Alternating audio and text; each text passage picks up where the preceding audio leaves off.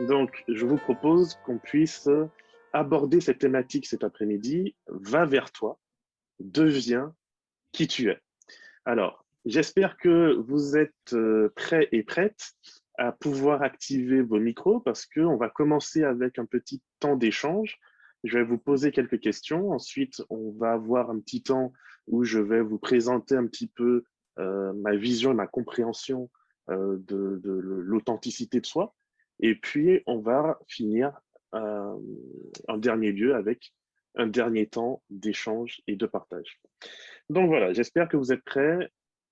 C'est parti. La première question. Quelle différence vous faites entre pensée et ressenti? Voilà, ça me permet aussi d'apprendre à vous connaître, de voir un peu à qui je m'adresse. Donc, n'hésitez pas. Je sais que c'est souvent le premier ou la première pour qui c'est un peu difficile. Il faut avoir un peu de bravoure. Mais je sais qu'à Montpellier, vous êtes des personnes très actives, très braves. Donc, je vous écoute. Quelle différence faites-vous entre une pensée et un ressenti? Alors, juste un détail, c'est vraiment un détail. Il n'y a pas que Montpellier, en fait. Il y a des gens de partout. Ok, alors aux gens de partout, n'hésitez pas à vous sentir voilà, à l'aise, même si on ne se connaît pas encore. Voilà. Si vous pouvez répondre. Moi, je dirais que la pensée, c'est quelque chose d'intellectuel et le ressenti, c'est émotionnel. Exact. Ok, merci. Est-ce que quelqu'un d'autre voudrait donner une autre définition ou affiner celle qui vient d'être donnée? J'ai compris la question en fait. C'est quand il avait Alors, Emmanuel, si tu veux bien partager, alors j'entends que tu réfléchis un petit peu, mais vas-y. La pensée, c'est vraiment quelque chose qu'on réfléchit. Alors pour moi, ça coupe énormément. J'ai du mal à entendre. Je ne sais pas s'il y a que moi. Il y a un problème de connexion, je pense, Manu. Tu as un problème de connexion. Alors n'hésitez pas peut-être à écrire dans le chat.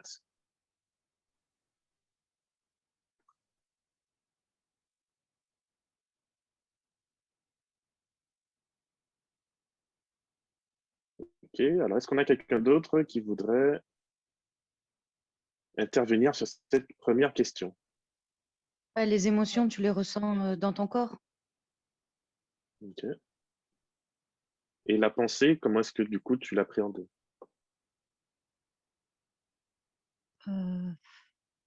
La pensée, comme elle disait Odile, c'est ouais, c'est dans la tête. Donc, je ne sais pas trop comment dire. Enfin, les pensées, des fois, on pense à des trucs, des fois, on ne contrôle pas. Donc, et des fois, tu peux contrôler. Donc, je ne sais pas trop comment dire sur la pensée, en fait. Ok, c'est intéressant.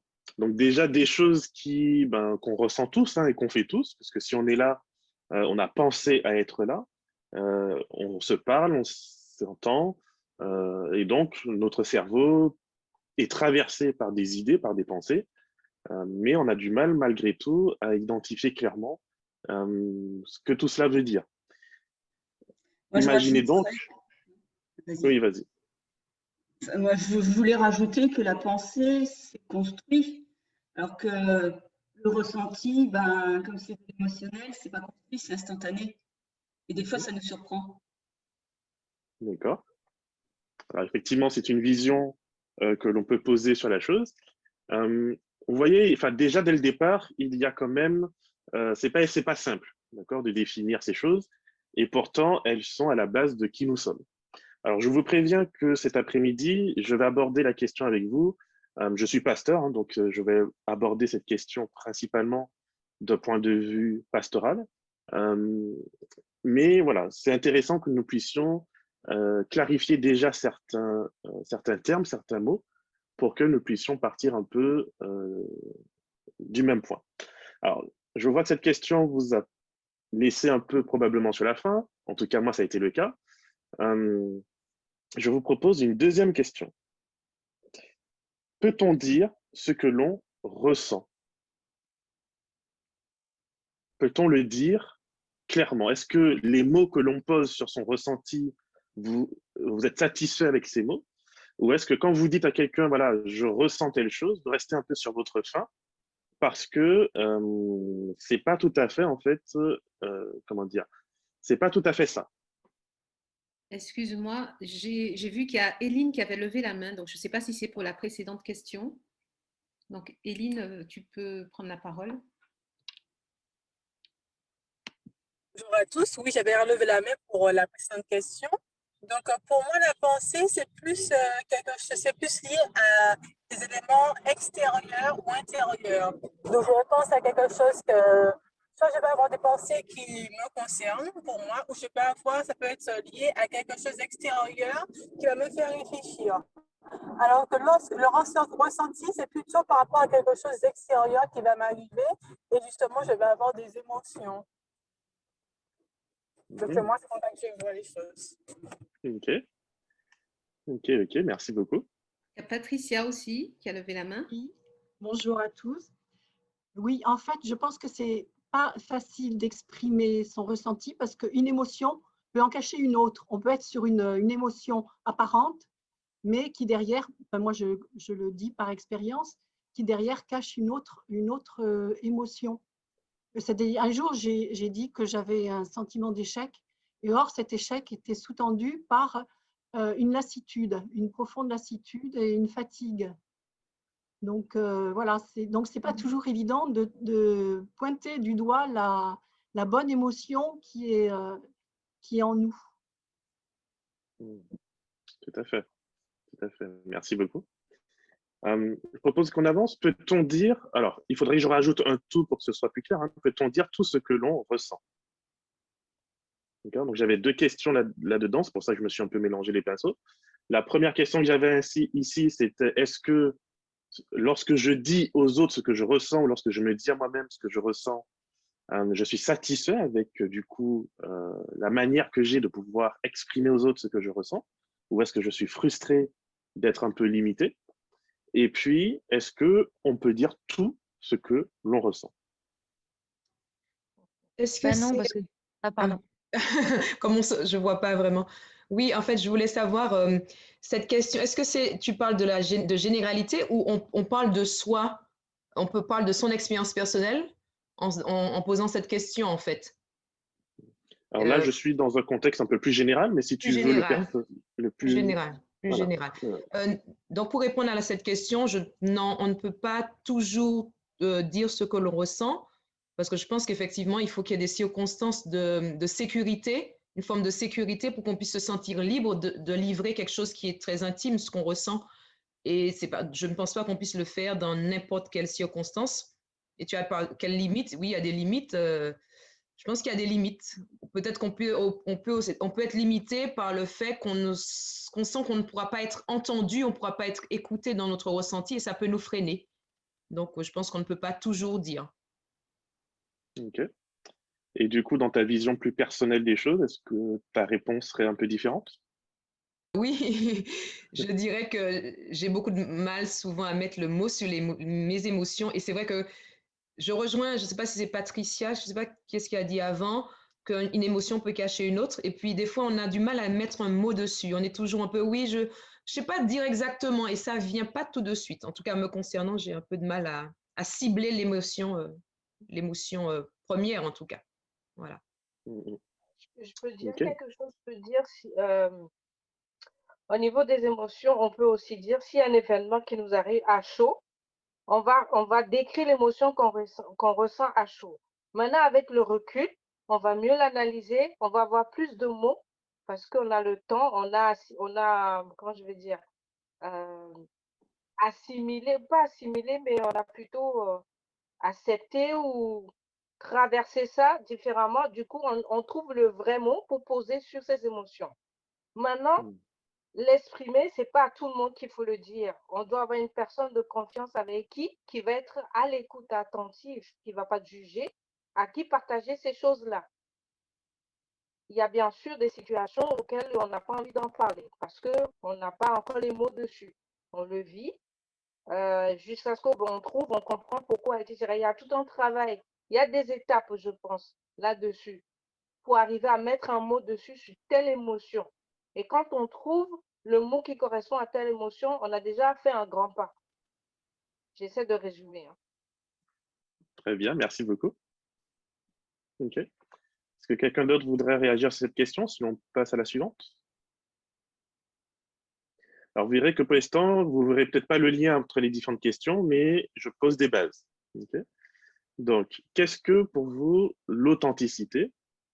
Et est-ce que vous pensez réussir à vivre cette authenticité?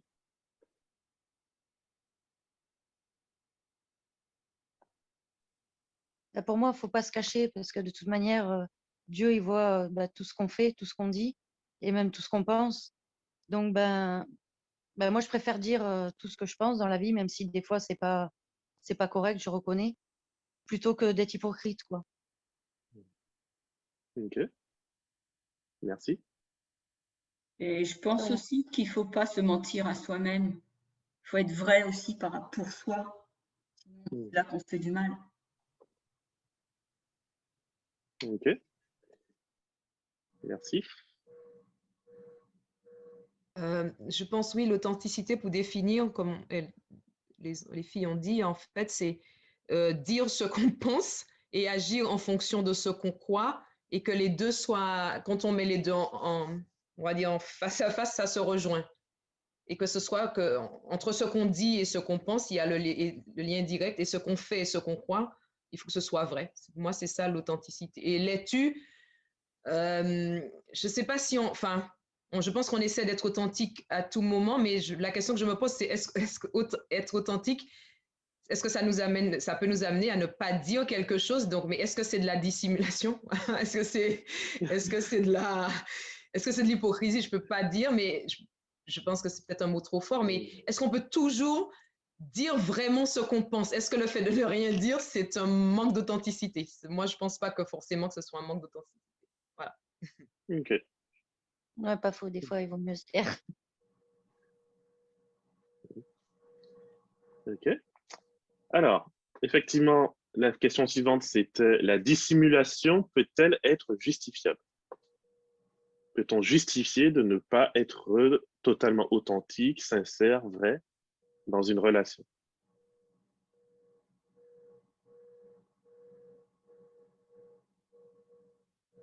En fait, je me rends compte dans ce que tu viens de dire que je ne suis pas tout à fait authentique parce que, style, par exemple, quand tu es en colère, si tu te dis tout ce qui te passe par la tête, vaut mieux pas, quoi. Donc, en fait, ça dépend des fois. Ça dépend le sujet, en fait. C'est dingue, en fait, quand on parle, on réalise que ce qu'on dit, on ne l'est pas vraiment des fois. Ok, super. Merci Sophie. De rien. Je dirais que ça dépend des situations en fait et des personnes avec qui on se retrouve. Je sais pas, dans certaines circonstances, on ne va pas, je sais pas, on est adventiste, on n'ira pas forcément dans certains endroits arriver et se présenter comme étant adventiste si on sait que, par exemple, on va nous mettre à la porte directement ou qu'on ne sera pas reçu ou ainsi de suite. Et je pense que c'est pas pour autant que l'on sera hypocrite ou que l'on aura menti, mais je pense que selon les personnes, les circonstances, on aura un niveau de l'authenticité que l'on va dévoiler à l'autre. Ok, merci. Mais si on est dans la dissimulation, on est dans une communication qui est fausse et on risque de souffrir, de faire souffrir l'autre, parce qu'il il risque d'y avoir incompréhension. Ou alors de faire croire quelque chose à l'autre personne qui est fausse, voilà, et on peut souffrir. Ok. Des fois, on entend, on le dit, j'ai caché pour ton bien, pour te protéger, pour ne pas te dire. C'est vrai que dissimuler, c'est cacher quelque chose. Donc, je pense que oui, on peut, dans certaines circonstances, je rejoins, ne pas forcément tout dire. Voilà, on peut ne pas tout dire. Il y a des choses qui blessent inutilement. Est-ce que ça apporte quelque chose? Mais c'est vrai que la dissimulation, ça fait un peu une connotation négative, alors que, on peut dire garder les informations pour soi. Je ne sais pas si c'est la même chose. C'est une façon peut-être de broder, mais c'est vrai que dissimulation, je trouve que c'est très connoté, moi, négativement. Mais je me dis des fois, on peut ne pas tout dire parce que c'est vrai que des fois, ça blesse pour rien et c'est pas forcément dans le but comment dire, de tromper l'autre, mais peut-être voilà, pour éviter certaines situations qui ne vont peut-être rien apporter. Ok, merci. Alors, je Je propose qu'on voudrais avance. juste pour Oui. voir, excuse-moi David, juste par rapport à ça, tout dépend en fait du sujet dissimulé et après de quand c'est appris ce que ça peut faire pour la suite. Parce que certes, une personne peut penser que ce n'est pas si grave où je cache XY pour te protéger ou pour ne pas te blesser. Sauf que la personne à qui tu as dissimulé une situation peut après ne plus avoir confiance par rapport à ça. Après, je dis ça en général, dans le sens où à un moment, la personne en face ne va pas forcément comprendre que c'était pour protéger, mais va dire si tu me mens sur ça, sur quoi tu me mens d'autre. Après tout, tout dépend de ce qui se fait, et tout se sait un jour ou l'autre. Donc après, je ne sais pas. Je pense qu'on peut parler de sujets en étant vrai, en étant honnête, mais c'est la façon dont les choses sont dites aussi. À voir. Ça dépend des sujets, on va dire. Ok. Après, rien n'empêche d'avoir son jardin secret aussi. Hein. On va pas tout dire de façon bloc. Voilà. Ouais. Ok, merci. Est-ce qu'il y a encore quelqu'un qui voudrait participer? N'hésitez vraiment pas. Je vois certaines personnes. Merci d'avoir mis vos caméras. Mais n'hésitez pas à prendre la parole et à nous dire ce que vous pensez. Ok. Alors, avec laquelle... Excuse-moi, Oui. Pardon, je voulais rajouter un truc. Des fois, bon, comme ils ont dit, on dit pas tout. Mais des fois aussi, quand les gens ils te disent pas les choses, ben, tu le ressens. Enfin, je sais pas si ça vous arrive, mais moi, je le ressens. Donc, tu sens des fois quand la relation, elle est pas authentique, quand la personne, elle est pas vraie. Parce que moi, je sais que voilà, j'ai pas un bon caractère forcément, mais je vois que j'ai pas des problèmes avec tout le monde. Donc, je me dis que s'il y a des personnes avec qui je m'entends pas, ben, c'est que le problème, il vient pas forcément que de moi. Il vient aussi peut-être de la personne qui est en face. Parce que pourquoi je m'entendrais avec certaines personnes et j'aurais jamais de problème avec elles, et avec d'autres, j'aurais tout le temps des problèmes. Donc, là aussi, je pense que c'est des relations qui sont faussées et qui sont pas bonnes, mais des fois, on n'a pas le choix si c'est la famille. Voilà. Ok. Merci Sophie. Alors, avec laquelle de ces deux déclarations est-ce que vous allez vous identifier le mieux ou le plus? Premièrement, on a ce passage qu'on trouve dans le psaume 139, verset 14, qui dit « Je te loue de ce que je suis une créature si merveilleuse. Tes œuvres sont admirables et mon âme le reconnaît bien. » En face, on a une autre déclaration de la Bible, toujours dans un psaume. Voici, je suis né dans l'iniquité, d'accord? L'iniquité, ça veut dire dans la faute, dans ce qui est mal, dans ce qui est mauvais. Et ma mère m'a conçu dans le péché. Et le péché, dans la Bible, ça veut dire c'est quelque chose qui rate sa cible, c'est quelque chose qui ne remplit pas la fonction pour laquelle cette chose ou cette personne a été créée. Et donc, on a ici une description qui est quand même assez noire. Hein. Je suis né dans donc l'erreur et ma mère m'a conçu dans l'échec. Alors, je sais, c'est un peu chaud, mais si vous le souhaitez, voilà. Tu peux donner le Comment? verset. Tu peux donner le verset, s'il te plaît. Alors, il y a d'un côté Psaume 139, verset 14, Oui. face au Psaume 51, verset 5. Merci. Voilà. Donc, ils se font face à face. Laquelle de ces déclarations vous parle le plus? Ok.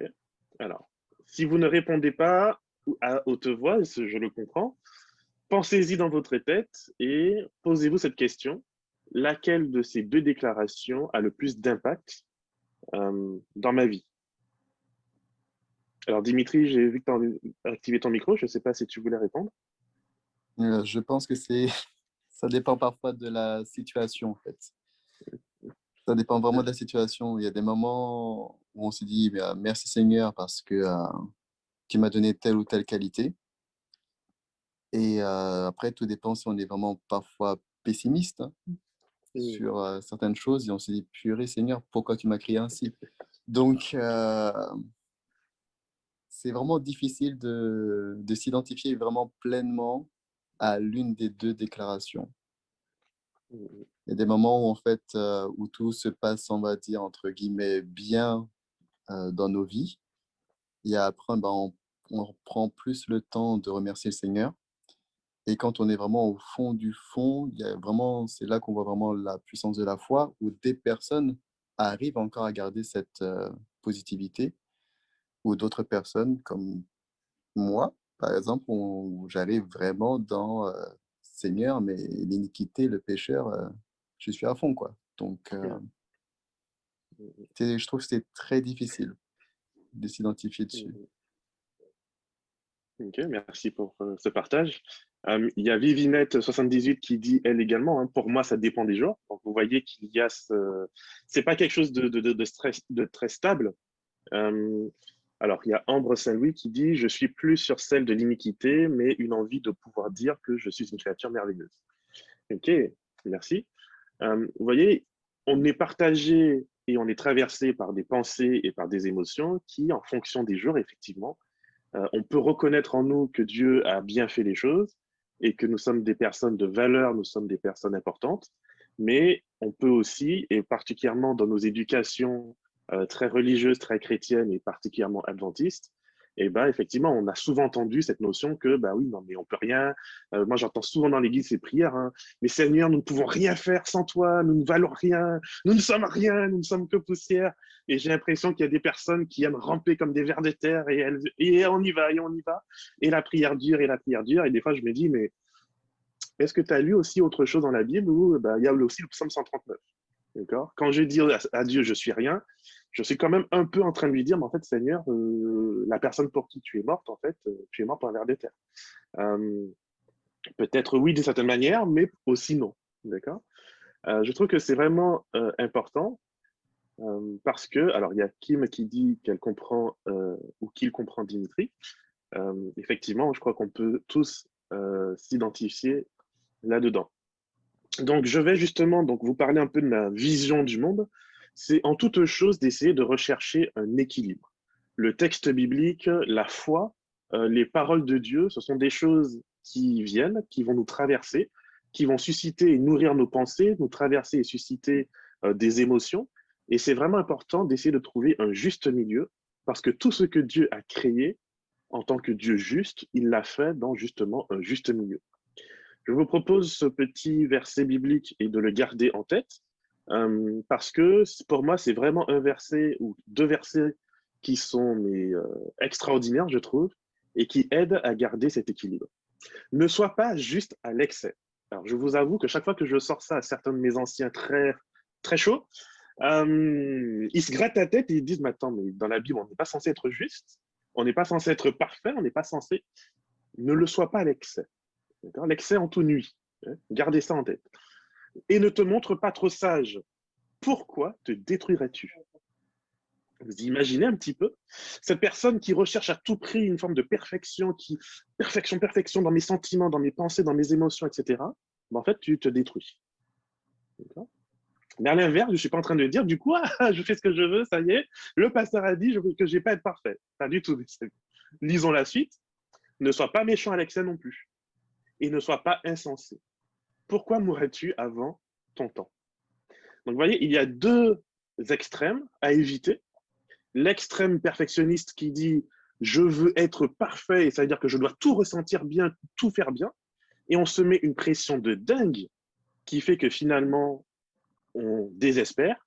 Et souvent, effectivement, lorsqu'on désespère de se dire « je ne suis pas à la hauteur de ce que je projette de moi et que je projette que je devrais être et faire », et bien du coup, je me mets à broyer du noir et à broyer le psaume 51 et à dire je suis unique, je suis raté, je suis dans l'échec, ça ne va pas. Alors, je nous invite vraiment à essayer de garder, alors il y a la question qui demande, avons-nous le droit d'être méchants? Alors, je vais effectivement vous proposer qu'on aborde un certain nombre de questions et vous allez voir si vous trouvez votre réponse dedans et si vous ne la trouvez pas, À ce moment-là, on reviendra là-dessus. OK? Donc, l'ouvrage, en tout cas, qui, je ne sais pas si vous l'avez été, en tout cas, recommandé en lecture avant de suivre donc, notre échange de cet après-midi. Mais donc, c'est un ouvrage qui dit « Cessez d'être gentil, soyez vrai ». Et effectivement, on pourrait se dire, est-ce que cesser d'être gentil signifie que je peux être méchant? Et la question, effectivement, que je me suis posée, c'est pourquoi devrions-nous opposer la gentillesse, d'accord, et la vérité? Pourquoi devrais-je arrêter d'être gentil pour pouvoir être vrai? Ce qui sous-entend que si je suis gentil, je ne suis pas vrai, et si je ne suis vrai, je ne suis pas gentil. Pourquoi une telle opposition? Je vous retends la parole.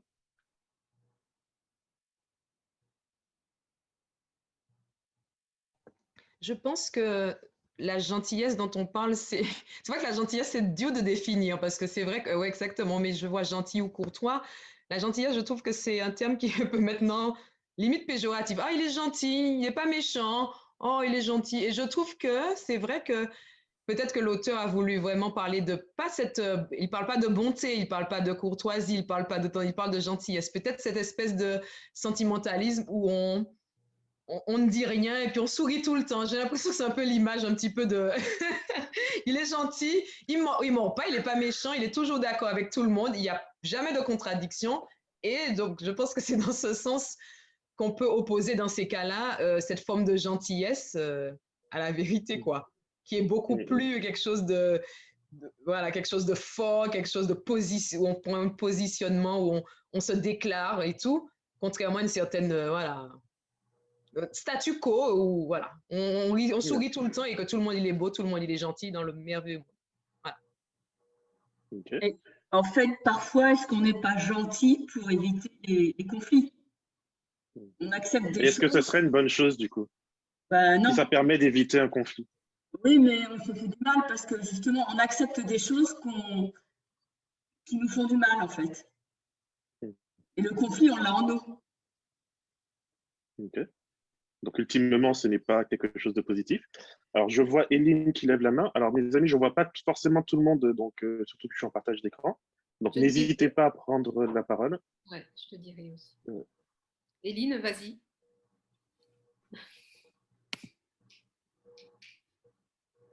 Alors, souvent, on oppose la gentillesse à la vérité parce que souvent, on veut faire plaisir à l'autre. Donc, pour ne pas vexer la personne, pour pouvoir bien paraître non qu'on n'aurait pas accepté en temps normal. Et là, peut-être, donc en fait, la vérité, ce serait plutôt, donc, par exemple, de décliner.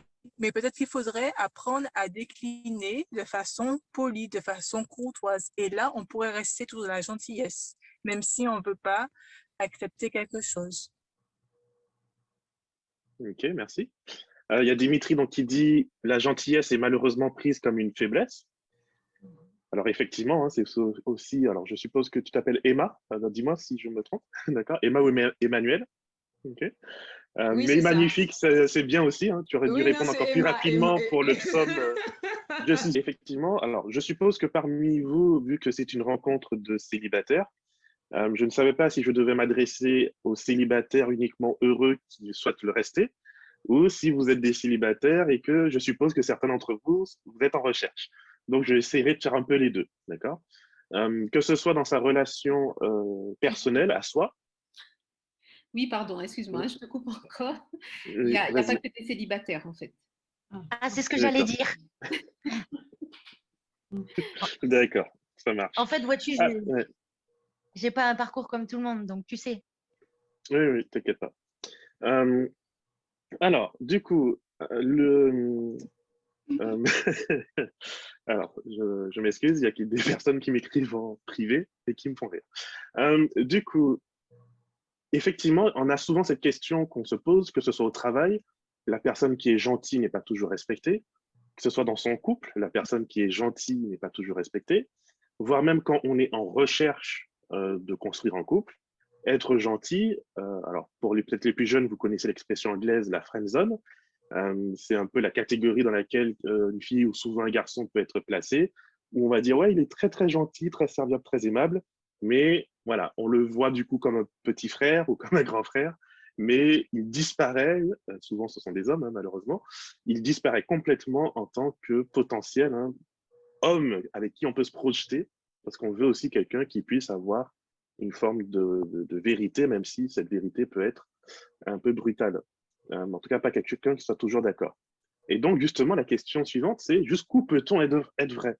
Si je sais que la vérité que je m'apprête à dire à l'autre va blesser cet autre, est-ce que j'ai le droit de la dire quand même si je suis convaincu que cette vérité, ultimement, va aider la relation, qu'elle soit familiale, de couple, qu'elle soit de travail, qu'elle soit d'église, à avancer?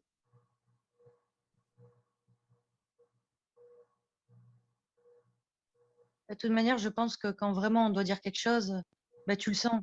Tu peux pas te taire. Donc, il y a des fois, ça te démange de parler, mais bon, tu vas te taire parce que sinon, ça va envenimer le truc. Mais il y a des fois, tu sens que ce que tu dois dire, c'est vrai. Donc là, il faut le dire. Et là, par contre, dans ces moments-là, je me tais pas, je dis. Ok.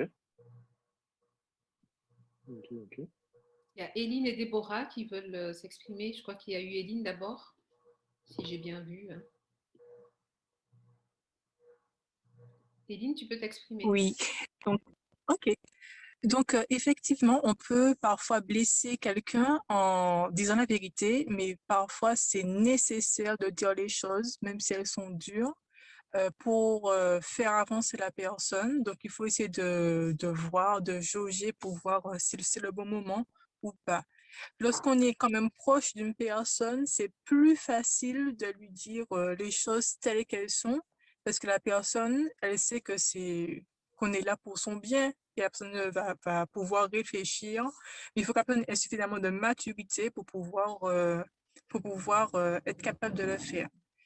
Mais ça permet surtout à la personne d'avoir une prise de conscience, même si ça va prendre plusieurs jours, plusieurs moments pour qu'elle puisse réaliser et pouvoir justement s'adapter, mais parfois c'est nécessaire. Néanmoins, je trouve que c'est pas forcément facile de dire les choses quand on sait qu'on peut faire du mal à l'autre, parce on peut ne pas, ne pas savoir comment dire les choses. Parfois, c'est la façon de dire les choses qui peut amoindrir. Donc, il faudrait essayer de travailler sur ça. Ok, merci beaucoup. Alors, il y a Maïté qui dit je crois que ça dépend de la relation avec l'autre. De toute façon, si cette personne n'est pas prête à entendre la vérité, on lui fera juste mal. Et ce n'est pas dit qu'elle comprenne ce qu'on a voulu dire. Ok, merci. Déborah? Oui. Oui, alors moi, en fait, c'est vraiment une question à laquelle j'aurais bien aimé avoir, j'ai bien envie de connaître la réponse parce que c'est quelque chose, je pense, à laquelle beaucoup de personnes peuvent être confrontées, même sur le plan professionnel ou qu'on évolue. Mais en fait, par rapport à la première question sur la gentillesse, j'avais aussi une petite remarque, c'est que je pense que c'est vrai qu'on est beaucoup, il y a beaucoup de personnes qui sont gentilles, même moi, d'une façon générale, je pense que même si parfois on parle, j'ai vu un commentaire qui disait qu'on disait que c'était une faiblesse, mais d'une façon générale, dans la société, c'est plutôt bien accepté d'être gentil, c'est plutôt bien vu, c'est on va dire une qualité en soi. Par contre, je trouve qu'effectivement, ce qui est important, c'est plutôt la motivation, en fait. C'est pas juste être gentil, parce qu'il y a beaucoup de gens qui peuvent être gentils, mais au fond, ce qui motive la gentillesse, ça peut être juste les bonnes relations sociales, voire même l'intérêt, il y a beaucoup de choses qui peuvent motiver la gentillesse. Je pense que la vraie gentillesse qu'on devrait être amené, nous, à pratiquer, c'est en fait la gentillesse qui découle de l'amour. Parce que, je ne sais pas comment expliquer ça, mais du coup, si on n'a pas, si la gentillesse qu'on a envers les autres, elle découle pas de l'amour, ça veut dire que, en fait, c'est de l'hypocrisie, entre parenthèses, et du coup, forcément, ça va s'opposer à la vérité. Par contre, du coup, je veux bien, c'est vrai que c'est la deuxième partie, c'est quand par amour, on a besoin de dire les choses à la personne parce qu'on a envie de lui dire quelque chose qui va en fait l'aider ou qu'on pense qu'il va l'aider parce qu'on n'est pas non plus Dieu. Je pense que il n'y a que Dieu en fait qui peut nous aider pousser à le dire de la bonne façon, enfin, qui peut nous guider dans ça, parce que personnellement, c'est quelque chose dans laquelle j'ai des difficultés. Peut-on blesser, peut-on dire des choses, la souffrance de l'autre, etc. C'est quelque chose à laquelle j'ai tendance à m'identifier. Quand j'ai quelque chose à dire, je me dis, mais comment moi je le prendrais? Et du coup, ça peut empêcher de dire les choses, on va dire, de façon plus directe, aussi directe que j'aurais pu le dire. Voilà. Ok, merci beaucoup. Alors, est-ce qu'il y a encore une personne peut-être qui voudrait parler? Oui. Je laisse. Dis-moi pas une remarque, mais en fait, selon moi, je pense qu'on devrait on devrait pouvoir être vrai jusqu'au bout.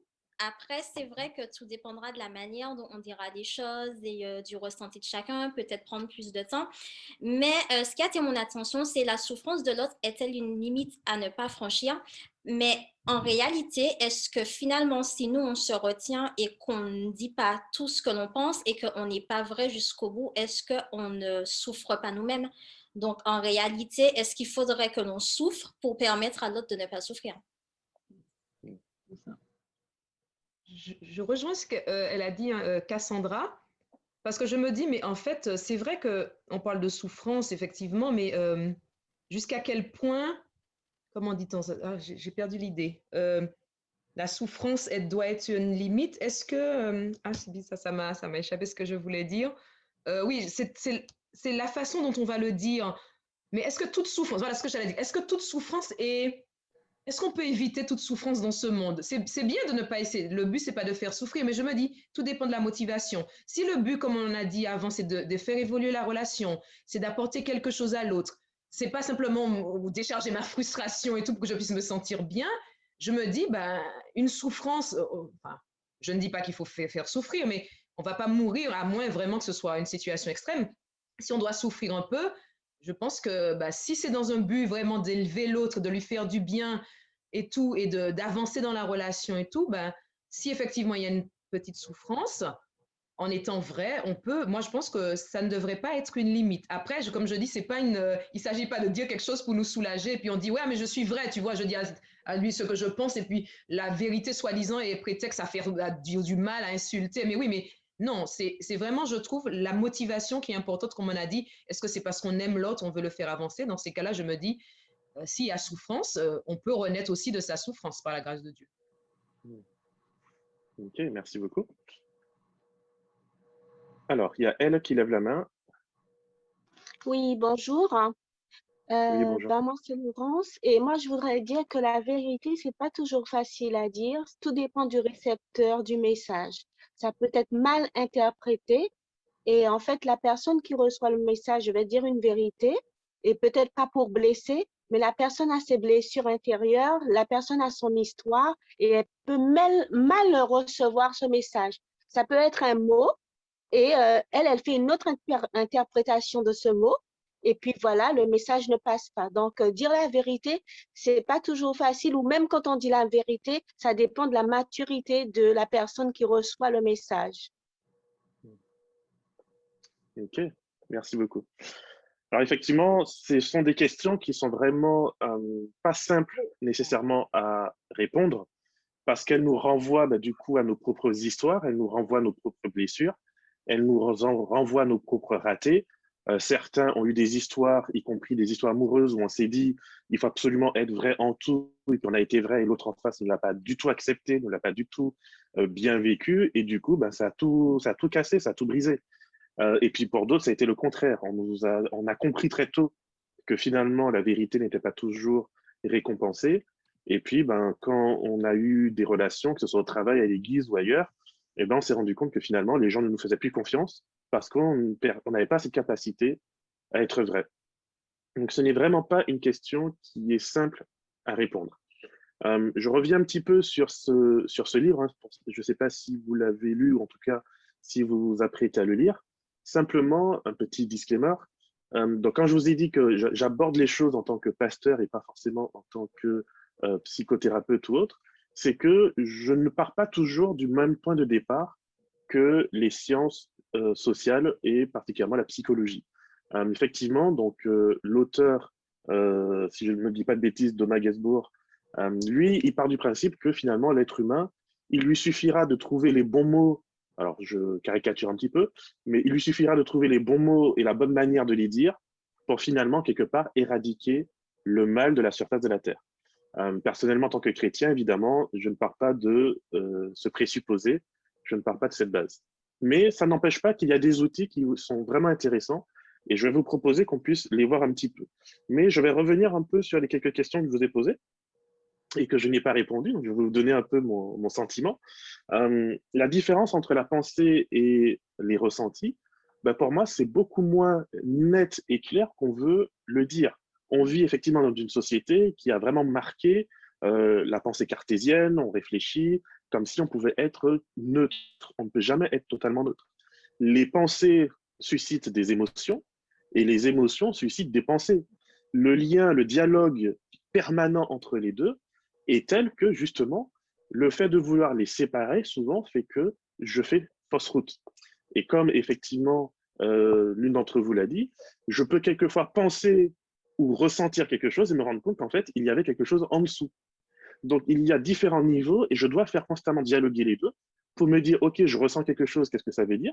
Et donc, je vais le conscientiser pour le penser. Et à l'inverse, je pense quelque chose, mais est-ce que du coup, penser cela me rend plus fort, penser ça m'aide à me sentir bien aligné avec moi-même? Eh bien non. Et on retrouve ce genre de pensées qui vont justement nous rendre faibles lorsque on va se nourrir du matin au soir, particulièrement dans un contexte d'église. J'aime beaucoup hein, ce passage, par exemple, de Galates qu'on a vu. Galates 2, verset 20, c'était à la fin d'un des chants qu'on a chanté, je ne sais pas si vous l'avez vu, où on va dire, voilà, si c'est moi qui vis, ce n'est plus moi qui vis, mais c'est le Christ. Et on va souvent utiliser ça pour dire, finalement, tout ce que tu veux, tout ce que tu ressens, ça ne vaut rien. Mets-le de côté, enterre-le le plus profondément possible, et puis tu es censé vivre le Christ. Et on se fait une image complètement idéale, évidemment, du Christ, puisqu'il est censé être l'être parfait sans défaut. Et chaque fois qu'on n'arrive pas à vivre cet idéal, eh bien, évidemment, on va se sentir très, très mal. Donc, ça sera un peu ma thèse au cours de cette présentation.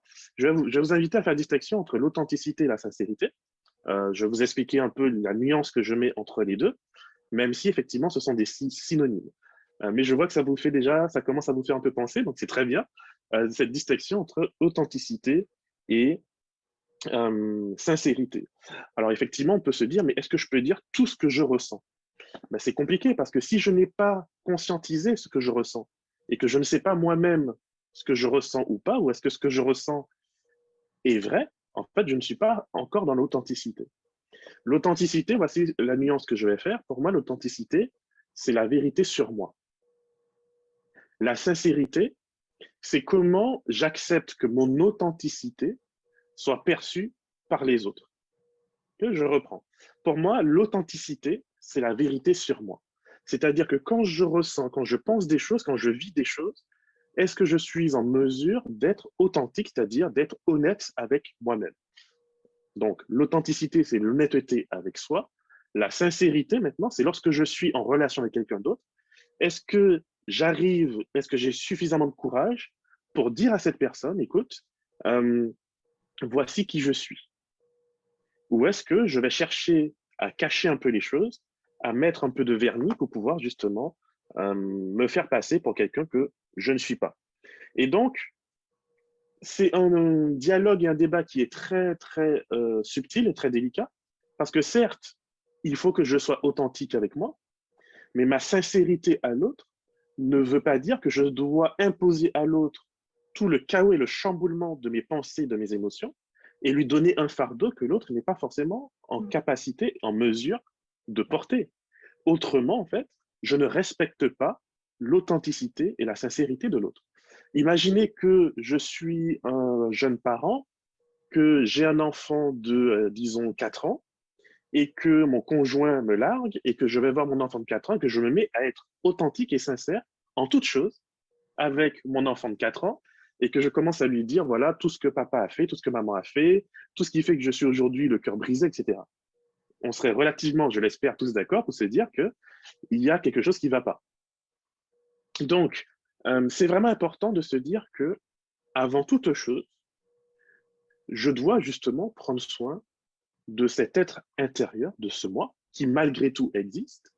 Et il faut se dire que ce passage, par exemple, de Galates, mais on peut en penser à d'autres, hein, que Pierre parle dans Romains, où il va dire, voilà, ce que je veux faire, j'arrive pas à le faire, et puis c'est ce que je veux pas faire que je fais, etc.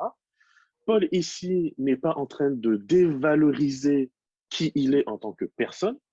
Paul, dans ses écrits, fait la distinction entre le côté charnel, bestial, violent, non réfléchi de la personne, ce qu'on va appeler l'homme charnel. Et puis de l'autre côté, il y a l'homme spirituel. C'est justement cette personne qui est capable de faire ce travail intérieur entre ce côté de pulsion, mais qui est superficiel, et ce côté beaucoup plus profond qui va rester dans l'émotion. Il ne faut pas croire que c'est parce qu'on va en profondeur que brusquement on doit évacuer le monde des émotions et être uniquement au perché. Ça veut simplement dire que je vais chercher la vérité de mes émotions et ce qui est en dessous justement de cette pulsion. Je pense que je suis énervé parce que l'autre est passé et en chantonnant alors que je suis en train d'étudier à la bibliothèque, mais en fait, il y a probablement autre chose qui fait que je m'énerve.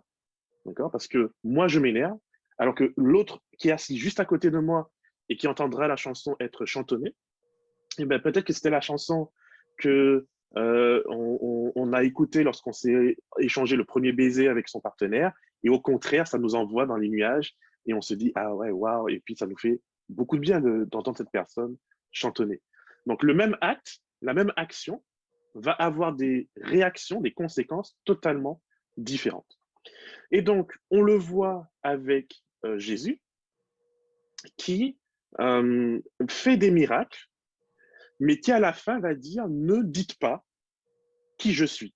Alors, le premier ici dans Matthieu 16, 17 à 20, on a Jésus qui pose cette fameuse phrase, hein, « Qui dites-vous que je suis ?» Pierre répond « Mais tu es le Messie, le Fils de Dieu, etc. » Jésus lui dit bah, « Tu es heureux, c'est le Père qui te permet de le comprendre. Et donc, tu verras, je ferai de cette foi que tu as, de cette compréhension que tu as, je ferai de cette compréhension la pierre angulaire de mon Église, croire et comprendre l'identité de Jésus. » Et on s'est dit, mais c'est génial. Jésus est venu nous apprendre qu'il était le Fils de Dieu, que si on le voit, on a vu le Père, et qu'on devrait devenir son disciple et prendre exemple sur lui. Et pourtant, à la fin, il recommande aux disciples de ne dire à personne qu'il était le Christ. Et souvent, je me dis, alors Seigneur, il faudrait que tu ailles faire un petit cours de publicité, d'accord, de communication, pour savoir comment on dit. D'ailleurs, Pierre a raison lorsqu'il dit, mais quand Jésus commence à dire, mais je vais être souffrant, on va me tuer, etc., c'est comme si, aux élections de 2022, un candidat vient vous dire, votez pour moi. Vous dites, ah ok, qu'est-ce que tu as à offrir? Alors, sachez que je vais tout échouer, sachez que je ne tiendrai tête à personne, et sachez que ultimement, je vais finir massacré. Enfin, qui, dans son bon esprit, ira dire, moi, je vote pour ce candidat-là?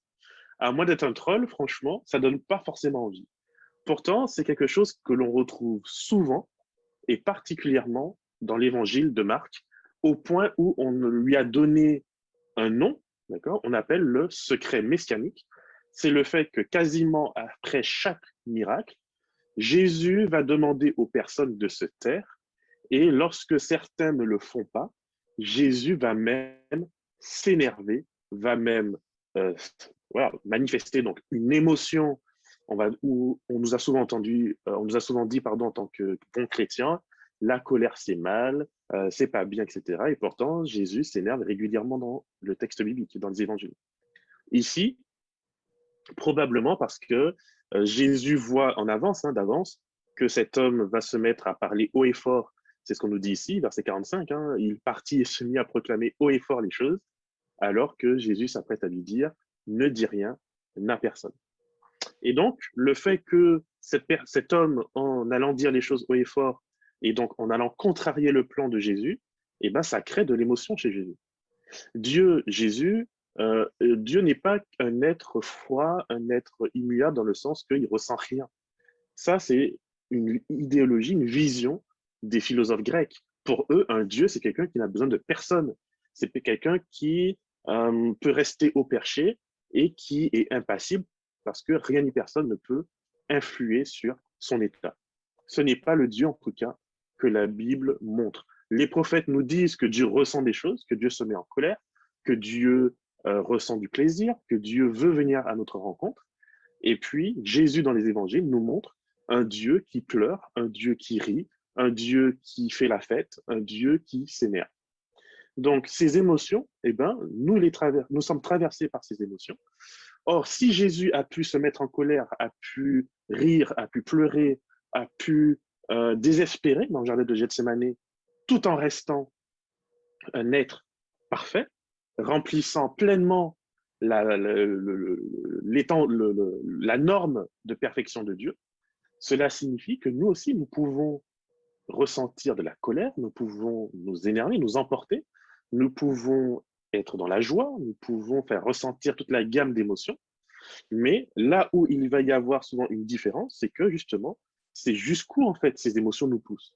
Est-ce que nous sommes capables de les conscientiser pour que ça fasse partie de quelque chose de positif, ou est-ce qu'au contraire, on se laisse posséder par ces émotions et finalement, on va aller dans des choses qui vont être destructeurs pour nous et pour les autres. Donc, avons-nous une limite dans notre capacité à porter la vérité de l'autre? Jésus est venu dans ce monde ayant une vérité, et il va dire dans Jean 16, verset 12, « J'ai encore beaucoup de vérité à vous dire, mais vous n'êtes pas prêts à porter cette vérité. » D'où l'importance pour chacun d'entre nous de comprendre que nous n'avons pas à charger les autres de tout ce qui nous sommes, parce que nous-mêmes, nous avons déjà du mal à porter ce que nous sommes. Et nous voulons que quelqu'un d'autre vienne porter ce que nous sommes. Ce n'est pas possible. Et c'est là où, pour moi, en tant que chrétien, nous avons un échappatoire qui est magnifique, c'est Dieu. Je vous invite à aller voir dans le psaume 137. D'accord? Je vous invite, si vous avez votre Bible ou si vous avez un téléphone, ou en tout cas, si vous êtes sur Zoom, vous avez probablement accès à Internet, donc vous pouvez aussi aller sur Google. Psaume 137, et je lirai avec vous les versets 8 et 9. Psaume 137, les versets 8 et 9. Babylone la belle, toi qui vas être ravagé, heureux qui te paiera de retour pour le mal que tu nous as fait. Heureux qui saisira tes enfants et les écrasera contre le roc. Alors, j'aimerais, pour ceux qui ont leur caméra, voir un peu les mains, ou vous pouvez mettre aussi dans les commentaires, qui d'entre vous a déjà lu ce passage dans la Bible? Que je peux voir les mains?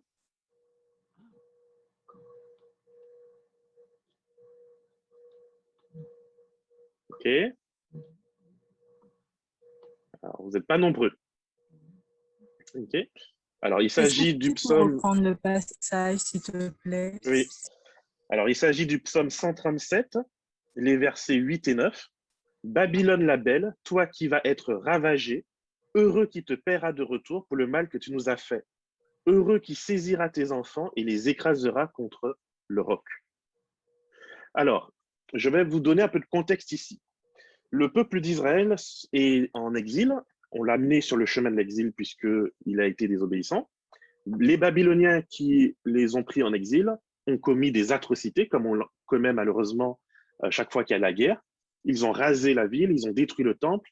De ce qu'on sait, lorsqu'il y a la prise d'une ville, il y a les viols, il y a les meurtres, bref, il y a des choses abominables.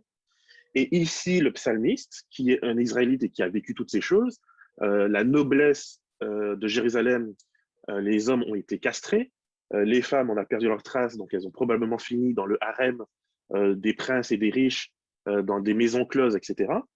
Le peuple a été dans son ensemble humilié, dégradé au plus profond de son être. On est là face à un choc de civilisation, de culture, comme on peut encore en vivre aujourd'hui, particulièrement, par exemple, chez ceux d'entre nous ici qui sommes antillais. Et le psalmiste porte cette parole devant Dieu qui va être gravée dans la Bible, d'accord? Donc c'est une parole qui va être canonisée. Babylone la belle, toi qui vas être ravagé, heureux qui te paiera de retour, c'est une demande de vengeance, d'accord? Donc on est dans une émotion qui n'est pas très, excusez-moi les termes, mais on dit catholique ou chrétienne. Et Heureux qui saisira tes enfants et les écrasera contre le roc. Donc, qu'est-ce qu'il est en train d'imager ici? C'est la pratique courante à l'époque lorsqu'on prend une ville. Lorsqu'on attaque une ville et qu'on détruit son peuple et qu'on viole ses femmes, etc., ça crée de la colère, ça crée de la violence et ça crée un désir de vengeance. Donc, pour pouvoir éviter que la ville en question ne vienne se venger, on prend les enfants mâles, les hommes, on les amène du haut de la muraille et on les jette du haut de la muraille et ils vont se fracasser, d'accord? Que vous soyez un nouveau-né ou que vous soyez jusqu'à un adolescent, on vous jette du haut de la muraille et on vous tue. Donc, on détruit toute la lignée masculine du peuple en question ou de la ville en question pour éviter que ces personnes, un jour, ne prennent les armes et ne viennent se venger. Donc, il y a ici une demande de vengeance totale. Heureux qui te paiera de retour pour le mal que tu nous as fait, heureux qui saisira tes enfants et les écrasera contre le roc. Donc, si on prend les jeunes Babyloniens et qu'on les jette du haut de la muraille, ça veut dire que la ville a été détruite, a été conquise, et que finalement, on leur fait la même chose que eux ont fait à Israël. C'est dans la Bible. Alors, qu'est-ce qu'on fait? Est-ce que je déchire la page ou pas? Bon. Donc, on est ici face à une violence. Il faut savoir que, alors c'est un psaume, d'accord? Il ne s'agit pas ici de quelque chose qui prescrit ce qu'il faut faire ou ce qu'il faut demander à Dieu. Qu'est-ce que les psaumes? Les psaumes, ce sont des chants, ce sont des cantiques où les psalmistes versent et déversent leurs émotions, leurs pensées, leur âme. Vous trouverez des psaumes où on dira « Seigneur, tu es magnifique, je loue ton nom, tu es exalté ». Vous trouverez des psaumes où le psalmiste dira « Seigneur, je suis dans la dépression, je t'appelle au secours, tu ne fais rien, où es-tu » Vous trouverez des psaumes où, effectivement, comme ici, il y a des appels à la vengeance, à la violence. Et c'est vraiment quelque chose de compliqué parce que nous, en tant que chrétiens, on nous dit c'est mal ces choses-là. Et effectivement, si aujourd'hui je dis je veux la mort de quelqu'un qui m'a fait du tort, c'est pas joli. Particulièrement si, en disant cela, j'incite des personnes à aller faire du mal à cette personne. Puisque Jésus me dira quoi? Tu tends l'autre joue. Mais mes amis, tendre l'autre joue ne signifie pas que j'ignore ce que je vis. J'ignore ce qui m'anime, ce qui m'habite. C'est souvent comme ça qu'on met le couvercle sur ses émotions et qu'on vit des vies d'hypocrites où finalement, on refuse d'admettre que nous sommes habités par ce genre de violence, qu'il ne suffit pas de lire de beaux concepts dans des livres de développement personnel pour pouvoir éradiquer cette violence en nous. Il faut que nous puissions l'apporter à quelqu'un qui saura quoi faire. Et pour moi, il faut l'apporter à Dieu. Et ce qui est magnifique, c'est que Dieu est capable de tout entendre. Dieu est capable d'entendre nos pensées. De toute manière, il les entend qu'on le veuille ou pas. Et il est capable d'accueillir en fait nos pensées les pires, les plus sombres, les plus dégoûtantes. Il est capable de les accueillir. Et au lieu de nous juger en nous disant « ouais, mais c'est mal de penser ça », Dieu préfère largement que nous venions et que nous lui apportions ces pensées en disant « écoute, voici où j'en suis aujourd'hui et je vais cheminer avec toi », plutôt que nous fassions semblant comme si tout va bien. Après tout, il faut être parfait, il faut être gentil, il faut être bien. Et c'est là où justement ce livre nous met en garde, c'est que souvent, en disant on veut être gentil, on se ment à soi-même et on ment aux autres. Et on ne prend pas la mesure de ce qui peut nous habiter, comme colère, comme violence, comme tristesse. Et le fait est que finalement, on va faire cet effort d'être gentil avec les autres, mais à partir de ce moment-là, on attend maintenant que les autres soient gentils envers nous. Le problème, c'est que quand je suis gentil avec les autres, je suis gentil à partir d'un point d'hypocrisie. Parce que je fais quelque chose que je ne suis pas vraiment. Et après, je m'étonne que les autres ne fassent pas pour moi ce que j'attends qu'ils fassent. Mais en fait, on joue un jeu de dupe qui est que personne ne peut se donner mutuellement ce que chacun attend. Parce qu'il existe une case importante qui est passage par Dieu, qui lui peut nous rééquilibrer, il peut accueillir ce que nous avons en nous. Alors, je vois que l'heure avance, je vais avancer un petit peu. Alors, effectivement, voici la thèse générale du bouquin, pour ceux qui n'ont pas envie de le lire. L'hypothèse de travail donc, de cet auteur peut se résumer en un schéma simple. La violence est l'expression d'une profonde frustration due à l'insatisfaction de besoins inconscients le manque de vocabulaire nous empêchant d'identifier ou de reconnaître ses besoins. C'est donc parce que nous ne sommes pas nous-mêmes que la violence prend place dans nos vies. Donc ça, c'est la thèse générale du livre, à laquelle je vais simplement apporter quelques nuances, qui est que pour moi, la violence a une origine beaucoup plus profonde que simplement le fait de ne pas avoir les bons mots pour identifier les vrais problèmes. Okay? Particulièrement tant que nous n'aurons pas identifié qu'il y a une part sombre en nous qui existe en chacun d'entre nous. Et cette part, en fait, Dieu nous dit simplement, n'essaye pas par toi-même de t'en débarrasser. Cette part de sombre, c'est cette part de violence qui existe dans l'univers, qui existe même au sein de Dieu. Je vais peut-être vous choquer, mais lorsque Dieu envoie un déluge, il n'est pas dans la bienveillance la plus absolue. Il existe dans la nature, il existe dans la création de Dieu, le chaos. D'ailleurs, si on revient au texte de la Genèse, Genèse 1, au commencement, Dieu créa les cieux et la terre étant informe et vide, elle était dans un état de chaos. Comment est-ce que le chaos peut exister dans un monde qui n'a pas encore péché et où Dieu est présent? Comment le chaos peut-il exister là où l'Esprit de Dieu se meut? C'est parce que le chaos fait partie de la vie, y compris de la vie parfaite. Or, le plan de Dieu, c'est de nous apprendre à dompter ce chaos. Le plan de Dieu, c'est nous apprendre à dire, regarde, de la même manière que, en tant que Dieu, ma perfection, c'est de pouvoir approcher cette terre informe et vide, ce chaos, et de pouvoir, par ma parole et par mes actions, l'organiser, la former, lui donner un but, lui donner un ordre. Et à partir de là, Dieu va créer le jardin d'Éden qui va être la terre par excellence, et il va dire, à partir de maintenant, allez et faites de même avec le reste de la terre. Même dans la création parfaite de Dieu avant le péché, Dieu n'avait pas fait de l'ensemble du globe terrestre un jardin d'Éden. Le jardin, c'est ce qui était le modèle que Dieu a voulu nous donner. Et après, il a dit, maintenant toi, va dans le monde et fais du chaos qui reste dans le monde la même chose que j'ai fait de ce jardin.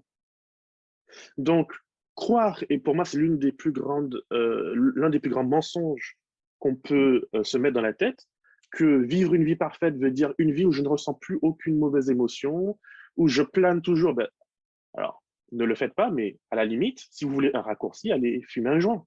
Et là, vous allez planer. Alors, je vous dis, ne le faites pas. Mais si vous voulez un raccourci, mais dans la vraie vie, dans la vie que Dieu nous a offerte, c'est une vie de constante conquête de cette part de chaos qui nous habite. Et si on ne le comprend pas et qu'on demande à Dieu une vie calme et tranquille et paisible, sans aucun défi, Dieu va dire, mais attends, mais je ne t'ai pas créé comme ça. Tu as été créé à mon image. Tu as créé pour demander du défi, pour conquérir ce défi, pour aimer ce défi. Et partout où tu vois du chaos, chez toi ou chez les autres, eh ben, tu dois pouvoir être en mesure de partir à sa conquête. Alors, il y a la question, est-ce que ça veut dire que si des personnes sont désagréables avec nous, c'est de notre faute? Alors, ce n'est pas ce que je suis en train de dire. Ce que je suis en train de dire, c'est que face à quelqu'un de désagréable, il y aura deux attitudes. Il y a l'attitude de dire, ah, mais c'est pas normal. OK, on peut le dire. Hein. Mais je veux dire, je peux dire que c'est pas normal qu'il pleuve, je peux dire que c'est pas normal qu'il grêle. Il va continuer à pleuvoir et la grêle va continuer à tomber. Ce que je dis, c'est qu'avant tout, la question, c'est comment moi je réagis face au monde extérieur. Et étant maintenant dans un monde où je suis déconnecté de Dieu, la vraie conséquence du péché, c'est pas que nous fassions des bêtises. La vraie conséquence du péché, c'est que n'étant plus connectés à Dieu, nous ne savons plus comment conquérir le chaos d'une manière divine, d'une manière chrétienne, semblable au Christ. Et c'est la raison pour laquelle, lorsque Jésus vient dans ce monde, l'exemple de Jésus, c'est l'exemple de comment Dieu va conquérir le chaos à partir des principes de Dieu. Or, la non-violence de Dieu, quand Jésus dit à Pierre, si je voulais, j'ai des légions d'anges qui, en un claquement de doigts, viendraient à mon secours et massacreraient tout le monde, Jésus est en train de dire, je ne suis pas une victime. Je ne suis pas quelqu'un qui est désemparé et puis on se saisit de moi. Je donne ma vie. Personne ne me la prend, on va dire dans Jean. Ici, c'est pareil. Il faut comprendre que quand je m'énerve, je réagis, je suis dans une perte de contrôle.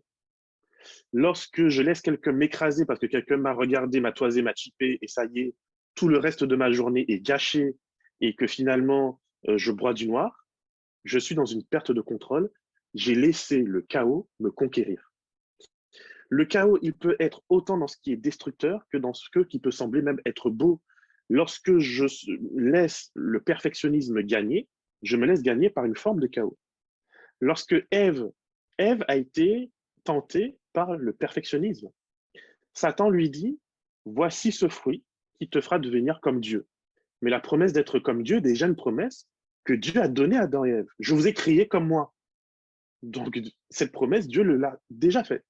Mais Dieu dit ici, pour parvenir à cet état-là, je vous propose un chemin de croissance qui va vous permettre d'apprendre comment devenir comme moi. Aller dans le monde et devenir des conquérants du chaos qui reste dans le monde. J'ai organisé la terre, j'ai créé, j'ai fait le plus gros. Je vous laisse maintenant faire ce qui reste. Ça demande du travail. Le diable vient en disant, en une seconde, en un fruit, en une solution miracle, je peux te faire devenir comme Dieu. C'est exactement le même mensonge que Satan dira à Jésus dans le désert. Prosterne-toi devant moi, je te donnerai les royaumes de la terre. Mais les royaumes de la terre sont promis à Dieu, à Jésus par Dieu, pardon. L'Apocalypse nous dit quoi? C'est la scène où Jésus est couronné et il reçoit l'autorité sur tous les royaumes. Donc le diable propose à Jésus quelque chose que Dieu lui propose et lui offre déjà. Mais le diable, une fois de plus, va proposer une solution miracle, rapide, efficace, lave plus blanc que blanc, et puis en quelques minutes seulement, c'est du fast-food vers le bonheur, tandis que Dieu va dire à Jésus, écoute, voici le chemin par lequel tu dois passer. Tu dois réussir à conquérir le chaos qui est en toi, et cette violence qui est à portée de main et que tu pourrais effectivement, en un claquement de doigts, appeler une légion d'anges, seras-tu en mesure de conquérir cette violence? Et Jésus démontre, lorsqu'il meurt sur la croix et qu'il se donne pleinement, qu'effectivement, il est capable de ne pas agir dans la colère, de ne pas agir face au chaos par du chaos. Ce qui ne signifie pas que Dieu ne va pas à un moment donné détruire le monde. Mais ce ne sera pas un acte de chaos qui viendra régler un problème de chaos. Alors, à force de se faire écraser, tu as envie de faire pareil. Eh bien oui, mais tout à fait. Et pourquoi est-ce que tu crois que Jésus, on aurait pu le crucifier et puis c'est fini? Si on relit la fin des évangiles, on voit que Jésus, on ne se contente pas de le crucifier, on le torture, on l'humilie, on le bat, on lui... Non mais, alors je sais, mais lui, on lui arrache la barbe. Alors moi, j'ai pas grand-chose comme barbe, mais imaginez vos cheveux. Pour ceux qui en ont, imaginez, essayez d'arracher ne serait-ce que un petit poil de votre tête et regardez la douleur que c'est. Imaginez que quelqu'un vient et prend votre tête à pleine main et vous arrache les cheveux, vous arrache la barbe. On ne s'est pas contenté de tuer le Christ.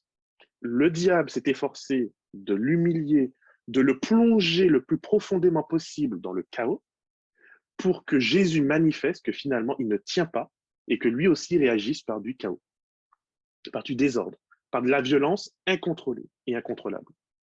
Puisque le mensonge du diable, c'est de dire que Dieu est un hypocrite. Dieu est un hypocrite parce qu'il n'est pas intègrement bon, et Dieu est un hypocrite parce qu'il n'est pas sincère et parce qu'il montre quelque chose qu'il n'est pas.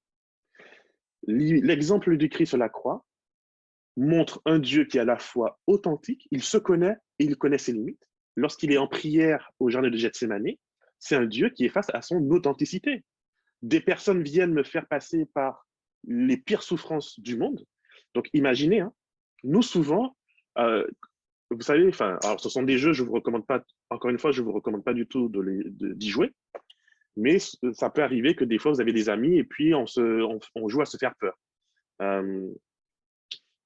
Et lorsqu'on anticipe quelque chose, d'accord, ça peut être qu'on se verse de l'eau froide dessus, ça peut être que quelqu'un vient vous pincer, etc. Lorsqu'on anticipe, on est déjà comme ça, d'accord? Donc rien que l'anticipation, on a un peu peur et on n'est pas à l'aise. Donc imaginez la capacité de Jésus d'anticiper tout ce qui va lui arriver. Donc il souffre déjà d'avance de ce qui va lui arriver. Il le vit ensuite et il le vit jusqu'au bout d'ailleurs. Jésus les ayant aimés, les aima jusqu'au bout et il donne sa vie. Jésus démontre que face au chaos, il reste un Dieu d'ordre. Et l'exemple qu'il nous donne, c'est ça. Et encore une fois, Dieu sait très bien qu'on ne va pas se réveiller demain après cette conversation et ça y est. D'accord? Chaque fois que vous avez ce réflexe, dites-vous, c'est le diable. Diable. Quand quelqu'un vient te dire, je vais prier avec toi et tout va être réglé, dites-lui, arrière de moi Satan. Et si cette personne a un problème avec ça, vous pouvez lui dire, c'est le pasteur David qui vous a dit. Et que cette personne vienne me voir, je suis prêt à le lui expliquer en long, en large et en travers. Toutes les fois que quelqu'un vient vous dire, ton problème pour être réglé, il suffit d'être plus spirituel, il suffit de ceci, il suffit de cela, dites-lui, derrière moi Satan. Cette personne veut vous tenter à croire que Dieu, c'est ce Dieu qui fait ça. Alors que dans le monde parfait, avant la chute, Dieu avait déjà dit, tu deviendras à mon image et à ma ressemblance pleine, mais tu vas devoir y travailler. Tu vas devoir découvrir, tu vas devoir partir dans une découverte de qui tu es en tant que personne authentique et qui tu es en tant que personne sincère. Adam et Ève échouent aux deux. En tant que personne authentique, ils échouent face à l'arbre, puisque Ève, on nous dit, elle ne voit plus que le fruit comme étant précieux comme raccourci. Et Adam, ça va être pareil. Et lorsqu'ils se cachent de Dieu, et que Dieu leur dit, mais qui vous a dit que vous êtes nus? Ils savent qu'ils sont nus, donc ils savent la vérité sur eux, mais ils refusent d'être sincères avec Dieu, et ultimement, c'est d'être sincères l'un envers l'autre. On est donc face à des individus qui échouent à la fois à être authentiques et à comprendre que leur authenticité ne va pas passer à travers une pilule magique qui va faire d'eux des surhommes, des surchrétiens, des dieux. Et de l'autre côté, lorsqu'on n'est pas authentique avec soi-même, on ne peut pas être sincère. Et donc, on cherche des faux fuyants, on cherche à se fuir et à fuir les autres pour ne pas faire face à ce qu'on a fait et à ce qui on est et à qui on est devenu. Donc, cette préoccupation de rechercher véritablement qui nous sommes, ce n'est pas juste quelque chose d'arbitraire, de nouveau, alors oui, mes amis, les sciences sociales, la psychologie, tous ces trucs-là, ils ne font que découvrir des choses que Dieu a créées. En tant qu'être humain, nous n'inventons rien. On ne fait que découvrir des méthodes, des fonctionnements que Dieu a créés. Et ensuite, la seule différence, c'est que le chrétien va dire, parce que je crois en Dieu, je crois que toutes ces choses viennent de Dieu et que c'est lui qui les met à ma disposition, tandis que le non-croyant va dire, je suis Dieu parce que je les ai découvertes. Mais cette personne, ultimement, ne connecte pas son authenticité. Si je peux me permettre, je vous garde encore un petit peu, quelques minutes, je vous rassure, ce ne sera pas très long. Alors, si je retrouve ma souris, je vais essayer d'avancer, pour vous amener à un passage biblique, deux passages bibliques qui sont géniaux. L'invitation, l'appel d'Abraham. L'appel d'Abraham se fait d'une manière vraiment particulière. Le mot hébreu où on va traduire « va-t'en dans ton pays », en fait, le mot hébreu ici, c'est un mot, donc lekleka, c'est une répétition qui signifie que je ne pars pas simplement pour partir. Dieu est en train de dire à Abraham, pars et tu vas découvrir qui tu es. D'accord? Donc, pars, si on devait le traduire littéralement, pars vers toi-même ou pars et découvre qui tu es.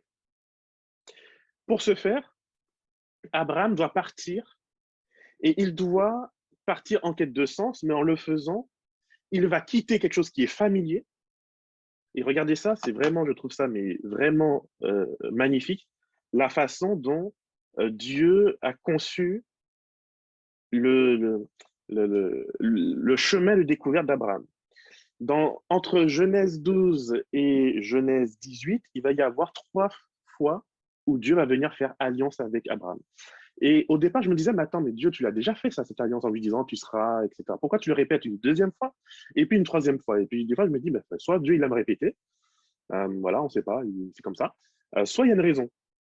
Et en fait, on se rend compte qu'à chaque fois que Dieu le répète cette alliance, c'est à chaque fois après où Abraham a compris quelque chose, et sur lui-même, et du coup sur Dieu. Puisqu'il y a forcément un dialogue entre ce qu'on comprend sur soi et ce qu'on comprend de l'autre. Donc Abraham connaît et est dans un milieu familier, mais il n'est pas authentique avec lui-même. Il ne sait pas qui il est. Et pour pouvoir comprendre qui il est vraiment, Dieu va lui demander de quitter ce qui est familier pour aller vers ce qui n'est pas familier. Et ça, mes amis, dans une relation, qu'on le veuille ou pas, on est obligé de quitter ce qui est familier pour aller vers un autre D'accord? Ici, Dieu demande à Abraham de quitter la terre connue pour aller vers une terre promise. Lorsqu'on entre dans une relation, que ce soit, alors encore une fois, lorsque je parle de relation, j'inclus la relation de couple, mais c'est toute relation proche, sincère et intime. Ça peut être les meilleurs amis, ça peut être frères et sœurs, ça peut être dans l'église, des personnes. Toutes les fois qu'on veut bâtir un lien solide, ça nous demande de quitter là où nous sommes, d'aller vers l'autre, qui représente cette terre promise, qui représente cet inconnu, mais je ne peux pas aller vers l'autre si je n'accepte pas en même temps de partir à la découverte de moi-même. Et lorsque l'autre va me montrer que je ne suis pas la personne que je disais que j'étais, ou que je pensais que j'étais, lorsqu'aller vers l'autre va me demander de quitter ma zone de confort pour pouvoir m'actualiser en fait dans qui je suis, pour pouvoir conquérir un chaos que je ne connaissais pas jusqu'ici ou auquel je n'étais pas confronté jusque-là. Il va falloir que soit j'accepte de me dire Dieu m'a donné et continue à me donner par son esprit toutes les facultés possibles et nécessaires pour conquérir ce chaos, parce qu'il est le Dieu créateur du chaos, mais il est aussi le Dieu qui conquiert le chaos. Et là où dans les mythes égyptiens, babyloniens, tout ça, on nous montre un Dieu qui bataille le chaos pour le vaincre, la Bible te dit Dieu parle et le chaos se calme, et le chaos se tait. Donc Dieu ne me dit pas d'entrer dans un rapport de force avec le chaos et de vouloir gagner un bras de fer. Dieu dit, si je viens te remplir, je te permettrai de créer de l'ordre de ce chaos. Tu parleras et les choses se feront.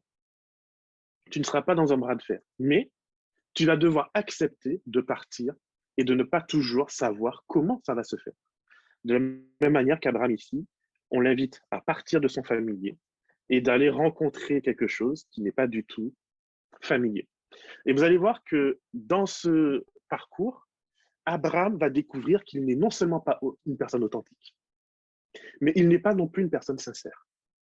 Il va le découvrir à plusieurs reprises. Il arrive en Égypte et qu'est-ce qu'il dit à sa femme? Dis que tu es ma sœur et pas ma femme. C'est un mensonge. Pourquoi? Parce qu'il a peur d'être tué. Mais pourquoi as-tu peur d'être tué? Tu as un Dieu qui t'a dit de partir de ton domaine familier pour aller vers l'autre, pour aller dans une terre que tu ne connais pas, qui t'a fait une promesse. Mais tu passes toute ta vie à dire à Dieu, je vais être tué, donc je fais mes propres affaires. Je ne vais pas avoir d'enfant, donc je fais mes propres affaires. Toute sa vie, il magouille pour pouvoir finalement s'en sortir. Et pour moi, la leçon ici, c'est qu'en tant que chrétien, il faut que je comprenne que chaque fois que je magouille, c'est que je ne me fais pas confiance. Et ne pas me faire confiance, c'est ne pas faire confiance au Dieu qui m'a appelé. Puisqu'il m'a appelé en me disant, viens, je t'appelle, et parce que je t'appelle, je te donnerai tout ce dont tu as besoin pour affronter les forces du mal de ta vie, le chaos de ta vie. Sachant que effectivement, ce que le mal va faire, c'est faire du chaos le maître d'Adam et Ève. Le mal n'est pas créateur du chaos, mes amis. Ça, c'est quelque chose qu'il faut comprendre. C'est Dieu qui permet et qui crée le chaos.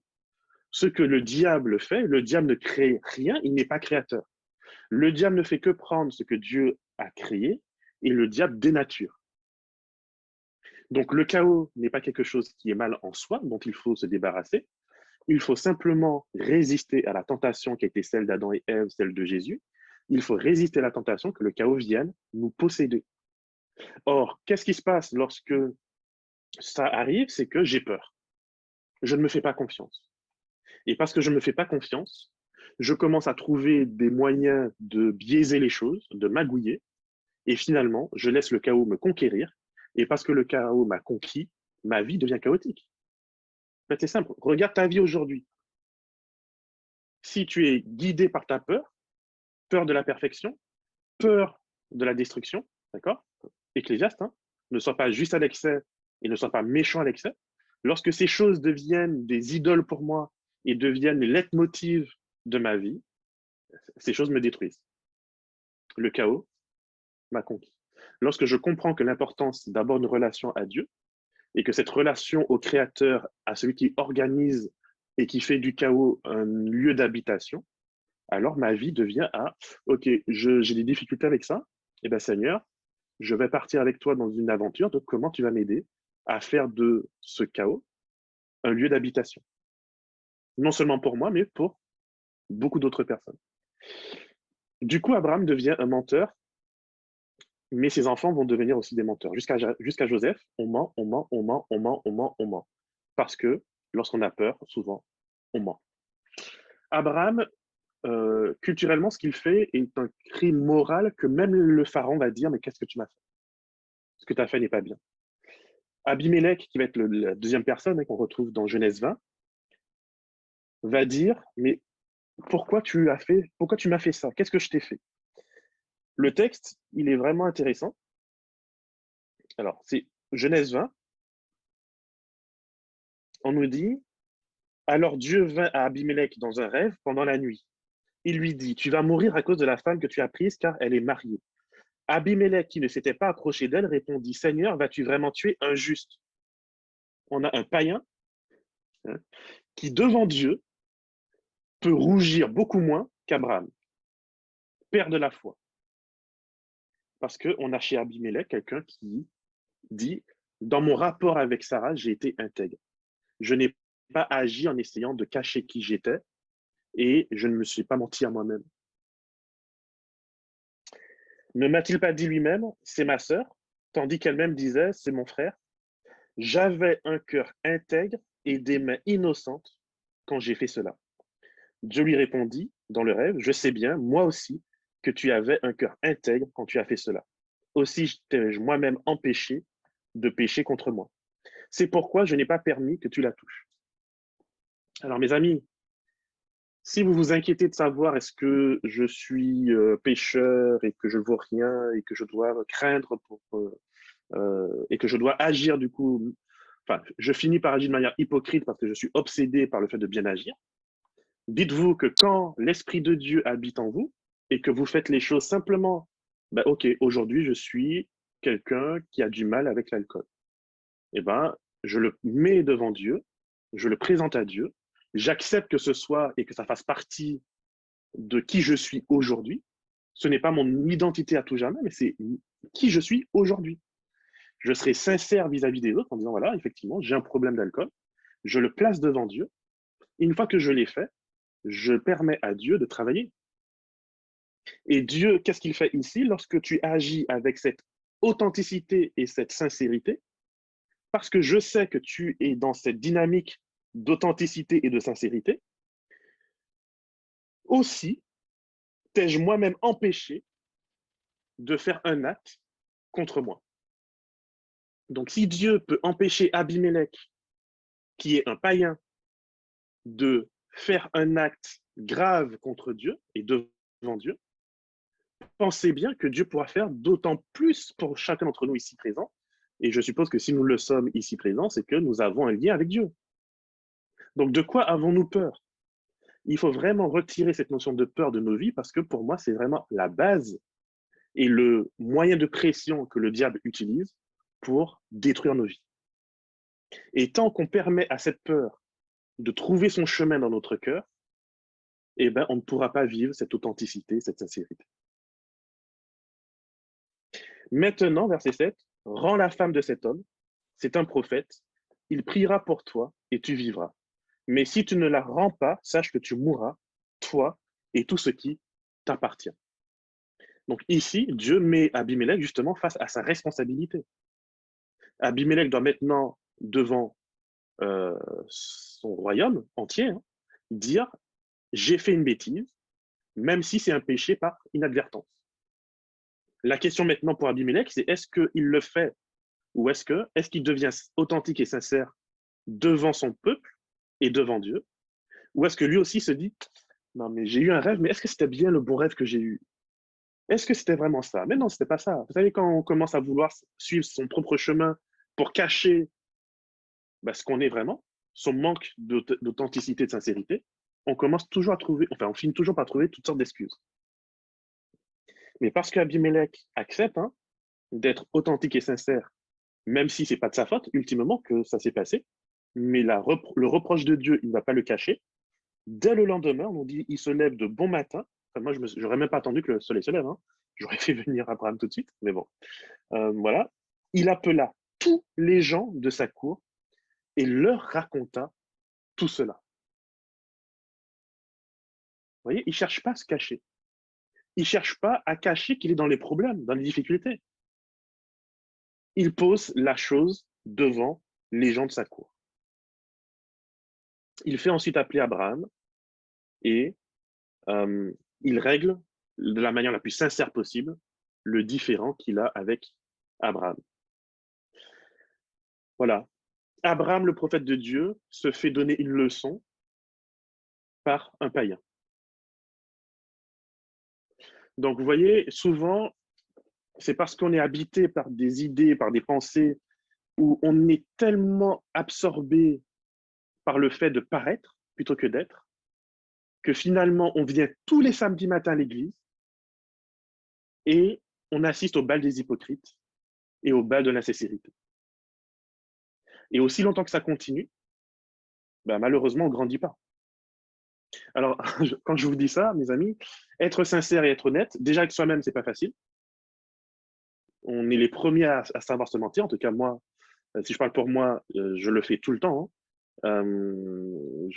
C'est très souvent où je me dire non, non, mais je trouve des excuses à moi-même.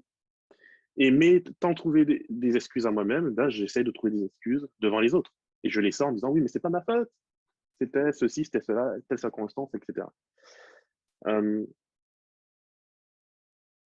Être sincère, être honnête, ça ne veut pas dire que je prends tous mes fardeaux et que je les déverse sur l'autre, parce que c'est un manque d'honnêteté et de sincérité.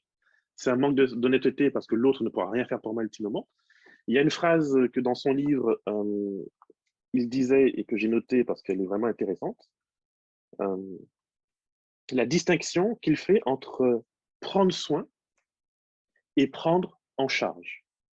Voilà la distinction. Dans les échanges qu'on a eus au tout début, lorsque justement il y avait cette question de savoir est-ce que je peux tout dire et jusqu'où je peux dire, etc., il y avait un peu cette notion de dire oui, mais comment est-ce que l'autre va réagir? Il faut que je le dise de la bonne manière, etc. Alors, mes amis, premièrement, enfin, moi, je me rends compte, hein, vous avez le droit de ne pas être d'accord, mais en soi, de bonne manière, il n'en existe pas. Et vraiment. Okay, vous pouvez penser aux meilleurs mots pour dire les choses, à la meilleure manière, au meilleur temps. Vous pouvez mettre une table, mettre des bougies, tout ce que vous voulez. Si ce que vous avez à dire, l'autre, ça va faire une déflagration, vous pouvez y mettre toutes les formes que vous voulez. La déflagration va arriver. Okay, et c'est là où il y a une différence. Prendre soin, c'est faire les choses avec respect pour l'autre. Prendre en charge, c'est me dire, je vais essayer d'anticiper la réaction de l'autre pour faire en sorte que l'autre ne réagisse pas comme l'autre est censé réagir.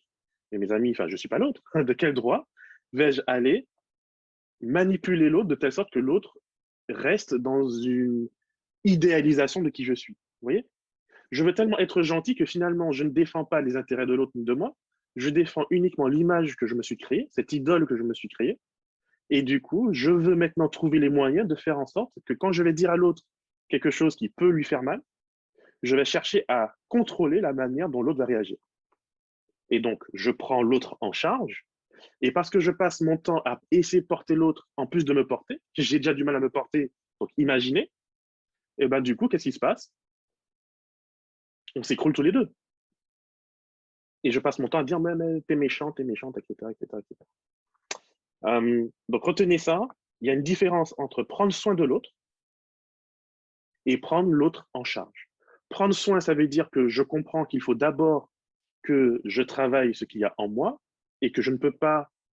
Dieu m'a donné à moi, à chaque individu qui vit, Dieu nous a donné la responsabilité de travailler sur le chaos qui nous entoure. Je ne peux pas aller m'occuper du chaos de l'autre. Okay, je m'occupe de mon chaos et Dieu me donne la force pour mon chaos. Vouloir m'occuper du chaos de l'autre, c'est dire je suis Dieu et donc je peux aller m'occuper du chaos d'un autre, ce qui n'est pas possible. Donc, accepter que Dieu m'a donné les forces pour mon chaos à moi, sans pour autant chercher à gérer le chaos de l'autre. Ça ne veut pas dire que quand l'autre est en difficulté, je suis insensé en me disant ouais, mais c'est ton chaos, c'est ton problème, voilà, tu te débrouilles. Ça veut juste dire que je vais être respectueux avec cette personne, je vais être bienveillant avec cette personne, mais je ne devrais jamais chercher à régler son problème pour lui ou pour elle. Parce que si je le fais, je ne laisse pas cette personne grandir. Alors, je m'excuse, ça je vais passer dessus parce que du coup, on n'aura pas le temps, il faut que je finisse. Ici, on a Jésus qui manifeste une vérité sur Pierre. Hein. Pierre vient en étant inauthentique et non sincère. Et Jésus lui dit, écoute, j'ai prié pour toi afin que ta foi ne défaille point. Et toi, quand tu seras converti, affermis tes frères. J'aime mais tellement cette réponse de Jésus. Pierre est en train de faire, ouais, moi je suis fort, je suis vaillant, je vais te défendre, je vais aller jusqu'au bout. Personne ne va me stopper. Et Jésus le regarde avec compassion et lui dit, j'ai prié pour toi. Vous voyez, Jésus ne dit pas, j'ai prié pour toi et je vais faire en sorte, maintenant que j'ai prié pour toi, je m'attends à ce que tout aille bien. Non. Moi, je suis assez marqué dans l'église. On dit, ouais, je vais prier pour toi, tu verras, tout ira bien. Et de quel droit? C'est même Jésus lui-même, quand il prie, il ne s'attend pas à ce que la foi de Pierre ne défaille pas, puisque la preuve, ça a été le cas. Il dit, j'ai prié afin que ta foi ne défaille point, certes. Et toi, quand tu seras converti, affermis tes frères. Donc, dès le départ, Jésus est en train de dire, il y a une différence entre ce que moi je veux pour toi et ce que toi tu veux pour toi ou ce que toi tu seras en mesure de vivre pour toi. Donc, sache que ma volonté, c'est la première partie de la phrase. Sache que la réalité, c'est que tu vas défaillir. Mais de cette défaillance, tu pourras en tirer une conversion. Et de cette conversion, tu pourras maintenant être en mesure d'affermir les autres, qui eux aussi vont défaillir et qui eux aussi auront besoin d'être affermis. Lorsque tu auras, autrement dit, lorsque tu auras réussi à conquérir cette part de chaos qui pendant un certain temps va te posséder, c'est ça la conversion. Être converti, c'est être en mesure d'être au contrôle de son chaos, ou de laisser en tout cas Dieu être au contrôle de son chaos. Et donc Dieu lui dit, lorsque tu seras au contrôle de ce chaos, lorsque tu me laisseras être au contrôle de ce chaos, tu seras donc converti et tu pourras affermir ton frère. Et puis, et je vous promets, c'est vraiment la fin, Dieu prend soin de ce que nous sommes en tant qu'être émotionnel. On voit souvent la foi comme étant quelque chose de séparé, comme étant uniquement quelque chose d'intellectuel, et puis la notion émotionnelle, voilà. Je vais vous montrer deux exemples. Ici, donc, c'est Élie qui, après avoir fait l'un des actes les plus glorieux de sa carrière, parce que Élie manque d'authenticité et de sincérité, Élie, lorsque Jézabel lui dit « parce que tu as tué mes prophètes, je vais te faire la même chose », Élie fuit. Moi, à chaque fois, ce passage, il m'étonne. Je me dis, tu viens de tuer 300 prophètes et la bonne femme te fait fuir comme ça? Mais c'est quoi ton problème? Enfin, tu n'as pas pu tuer 300 personnes par toi-même. Ça veut dire que tu as le peuple derrière toi. Ça veut dire que, pourquoi tu crains? Mais voyez, lorsque nous vivons une relation à Dieu, à soi et aux autres qui n'est pas authentique, qui n'est pas vraie et qui n'est pas sincère, on peut avoir des coups de succès. D'accord? Et ça, spirituellement, en tant que pasteur, je le vois souvent. Hein. Il y a des personnes qui viennent un jour en disant « Ouais, c'est génial, c'est super, je suis dans la foi, etc. » Et puis le lendemain matin, « Je ne sais pas ce qui m'arrive, je suis complètement dévasté. » Mes amis, lorsqu'on est dans ces espèces d'allées-venues, c'est qu'il y a un problème. Et Élie vit exactement cela. Il se met à fuir, il dit à Dieu « Je veux mourir. Voilà, je veux mourir. » C'est envie suicidaire.